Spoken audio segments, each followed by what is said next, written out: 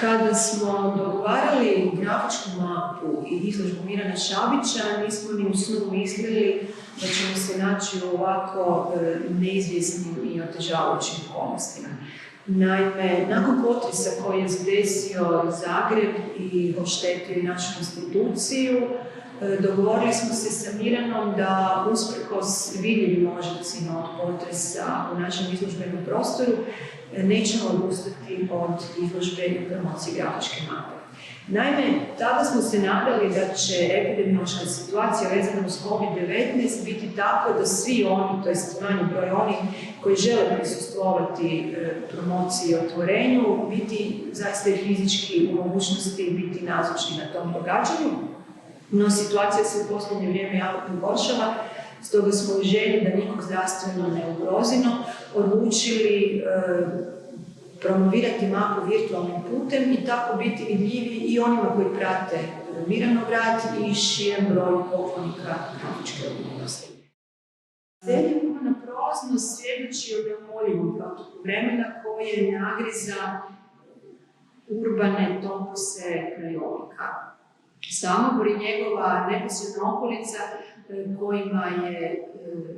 koji su dio Miranovog životnog okruženja, inspirirale su ga na izgledu bakopisnih studija o iščezavajućim prostorima koji su pohranjene kako u osobnoj, tako i u kolektivnoj memoriji njihovih stanovnika. Izrađena u tehnici bakopisa, pomno obraćajući pozornost na svaki detalj kako u umjetničkom izričaju, tako i u tehnološkim postupcima, o čemu će i Miran nešto sigurno reći. Ove grafike imaju poseban ugođaj, akumuliraju i emaniraju poseban ugođaj onkraj vidljivog traga zabilježenog na podlozi. Koherentni vizualni narativ u motriteljovom imaginariju dobiva dublji smisao te vremensko i prostorno značenje, ukazujući na neumjetnu prolaznost vremena.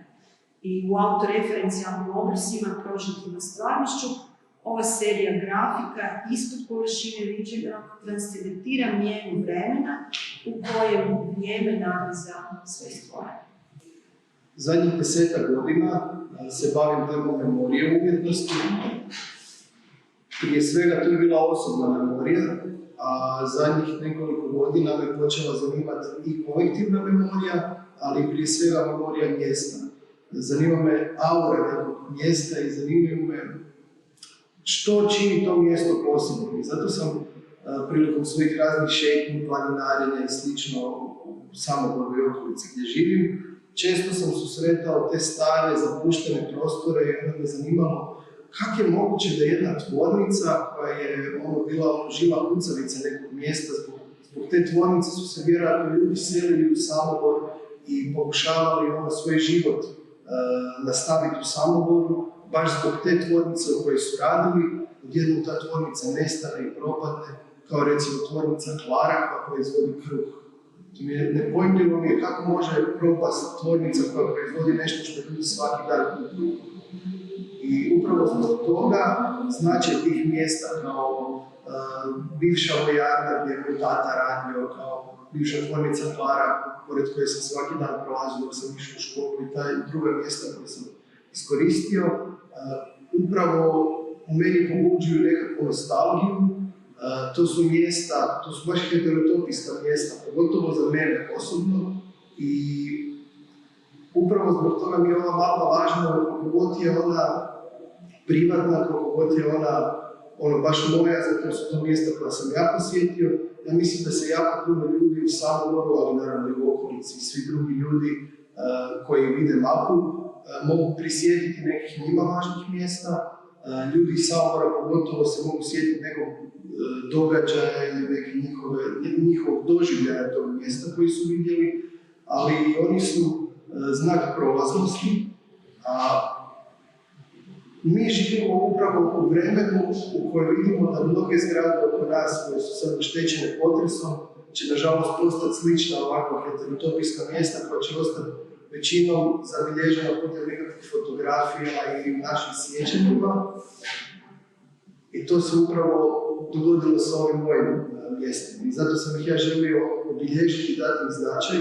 i upravo u ovom nesretnom trenutku, a mi zapravo i živimo u nekakvoj sad trenutačno u nekakvom povijesnom vremenu koje će se pamtiti zbog ovih svih događaja koje su nam se dogodile. Upravo je ovo vrijeme doba kolektivne memorije za nas sve i mislim da je upravo zbog toga ova mapa, nažalost, pogođena u pravo vrijeme kad je nastala.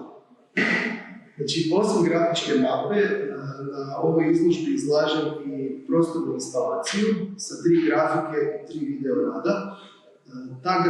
Ta serija grafika, odnosno ta instalacija, također se bavi temom mjesta, odnosno aure mjesta i upravo zbog toga smo je odabrali za ovu izložbu jer je jako dobra poveznica sa heterotopijskim mjestima i sa samom temom izložbe i sa grafičkom mapom.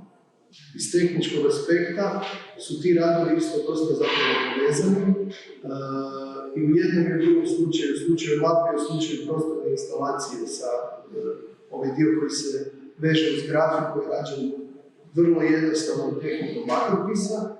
Ono što je možda nekakva posebnost u odnosu na ovo što se tradicionalno kod nas radi je da su rađeni baš na bakrenim pločama, da su jetkani željeznim trikloridom i da su višekratno jetkani. Znači svaki rad na izložbi je jetkan minimalno 6 puta, odnosno u 6 slojeva, tako da je svaki sloj jetkan, pa docrtavan i onda ponovno jetkan minimalno 6 puta i time se dobilo to bogatstvo linije.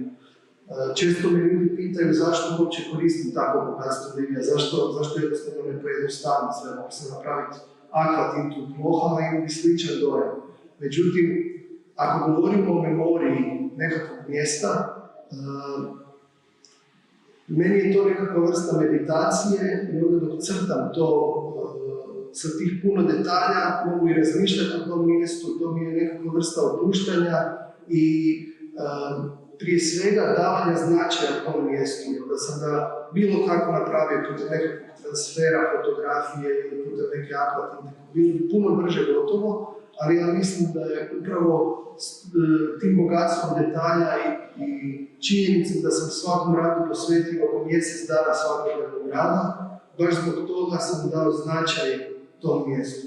A zbog toga možda ti radovi zaista akumuliraju poseban događaj koji se ljudi osjećaju i onkraj onoga što vidite. Da.